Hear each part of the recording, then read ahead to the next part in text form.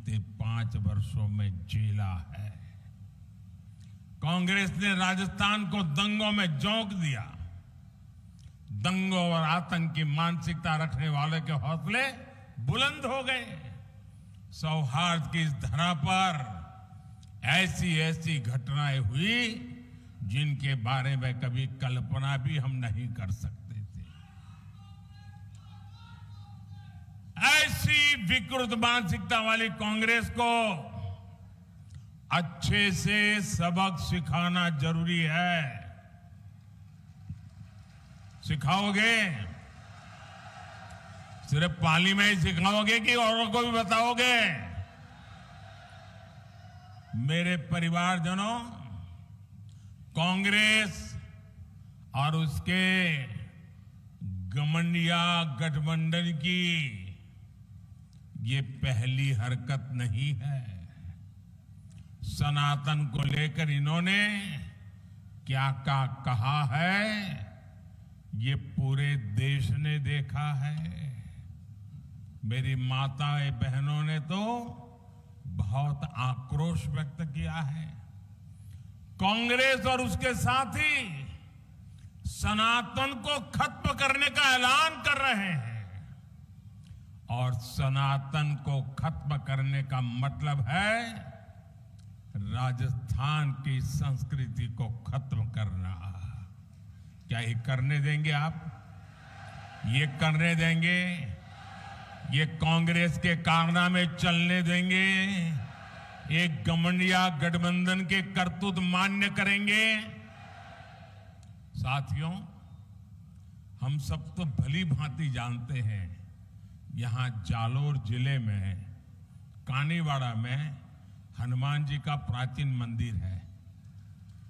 उस हनुमान जी के प्राचीन मंदिर में पीढ़ियों से दलित समाज के ही पुजारी होते हैं, भगवान की पूजा करते हैं और सब लोग जाकर के वहां आशीर्वाद लेते हैं, प्रसाद आरोग्य करते हैं।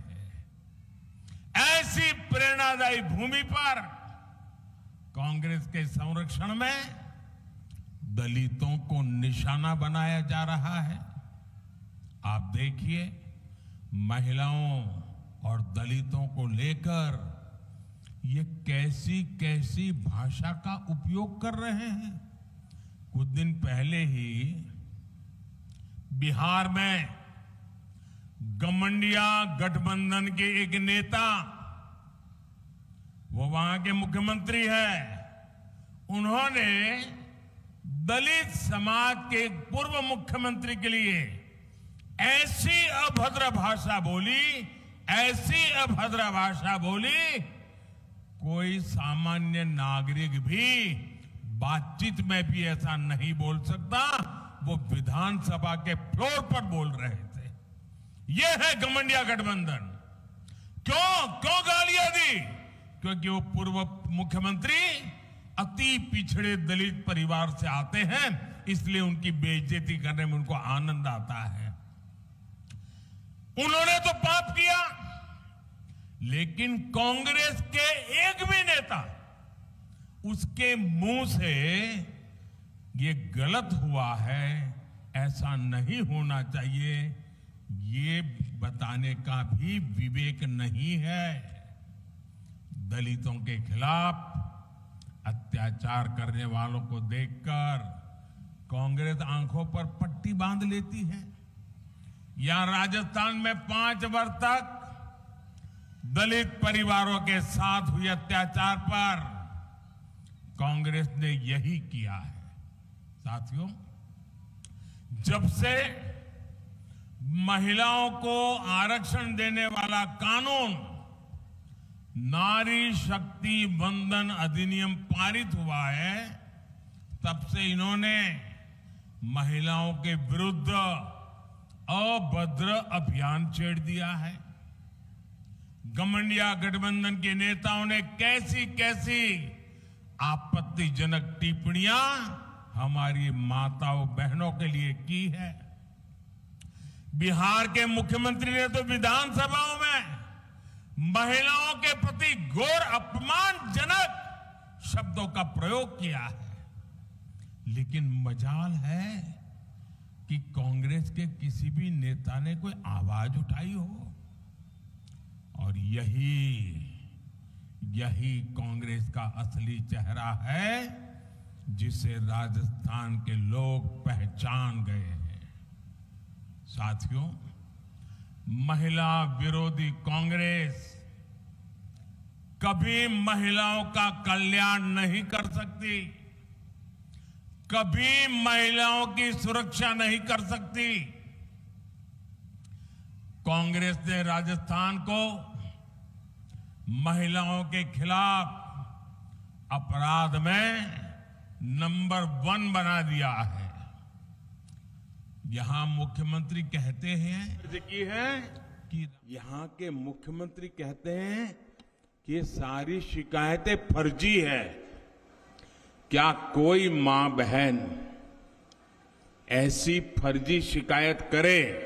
ऐसा हमारे देश में कभी हो सकता है क्या? आप मुझे बताइए, हो सकता है क्या?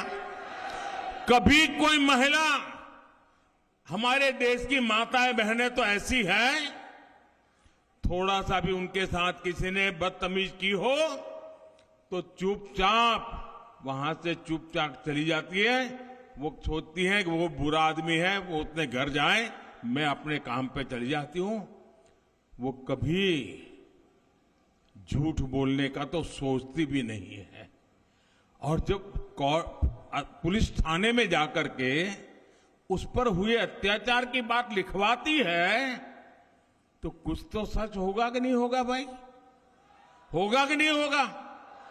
अरे मुख्यमंत्री ये कहे कि भाई हम जांच करवाएंगे, मैं तो मुख्यमंत्री सर्टिफिकेट देते हैं कि महिलाएं आजकल फर्जी चीजें लिखवा देती हैं। क्या ये महिलाओं का अपमान है कि नहीं है? ऐसे ही जवाब देते हैं क्या? ये महिलाओं का अपमान है कि नहीं है? ये महिलाओं का अपमान है कि नहीं है? ये महिलाओं का अपमान है कि नहीं है? ये अपमान करने वाली सरकार जानी चाहिए कि नहीं जानी चाहिए? पूरे राजस्थान से जानी चाहिए कि नहीं जानी चाहिए?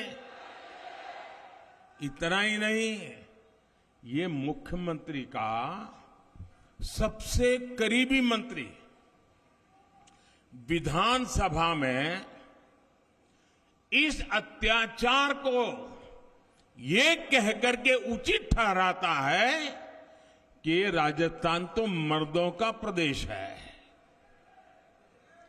क्या मर्द इसलिए मर्द कहलाते हैं कि इस प्रकार से पाप करते हैं?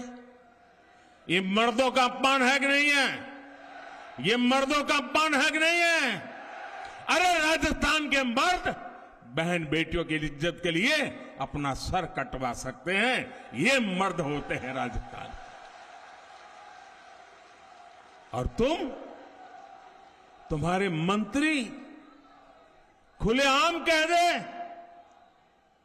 कि तुम मर्दों का प्रदेश है तो फिर महिलाओं के साथ आपको शोभा देता है क्या? और इतना ही नहीं, उस मंत्री के पास शायद कई लाल डायरिया छिपी हुई है, इसलिए ऐसे मंत्री को भी टिकट दे दिया। इसका मतलब ये हुआ महिलाओं पर अत्याचार और जुल्म करने वालों को कांग्रेस की दिल्ली सरकार भी, कांग्रेस के दिल्ली के कारनामे करने वाले लोग भी, कांग्रेस के दिल्ली में बैठे हुए सारे बाजीगर भी ये जादूगर की हर बात मानने लग गए हैं। और इसलिए कांग्रेस और इसके घमंडिया साथियों की मानसिकता एक जैसी है, महिला विरोधी है। मैं राजस्थान की हर बहन बेटी को कहूंगा, आपको राजस्थान से कांग्रेस को साफ करने के बाद ही चैन से बैठना है। कांग्रेस के लोग सिर्फ एक परिवार के बारे में सोचते हैं। भाजपा के लिए आप सभी हमारा परिवार है। भाजपा का निरंतर प्रयास है कि हर परिवार की बचत को कैसे बढ़ाया जाए। आप याद कीजिए, कांग्रेस की सरकार जब थी तब 2 लाख रुपए तक की इनकम पर भी टैक्स लगता था।